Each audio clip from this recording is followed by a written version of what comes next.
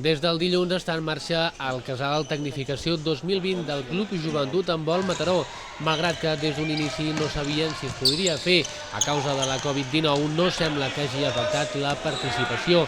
Inclús hi ha hagut noves inscripcions. Les complicacions han estat en el moment d'organitzar-ho, tal i com explica Pau Guirado. Hem tingut la mateixa participació, fins i tot hem tingut nens nous. La veritat és que no ens podem queixar, bastant. Sobretot perquè ha sigut totes reunions de Meet, llavors ha sigut una mica difícil quedar en persona.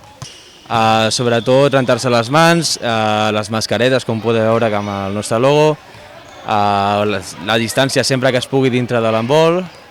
La dinàmica del casal no és molt diferent respecte als altres anys, mantenint les sortides a la platja i l'excursió al bosc vertical.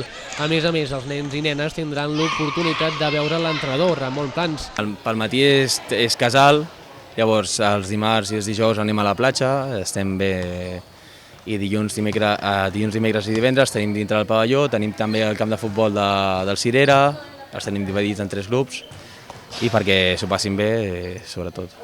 Això sí, s'han d'evitar certes activitats com ara les que contenen globus o qualsevol contacte proper. El que no poden fer és estar a distàncies curtes, però per això han aconseguit fer exercicis amb certa separació.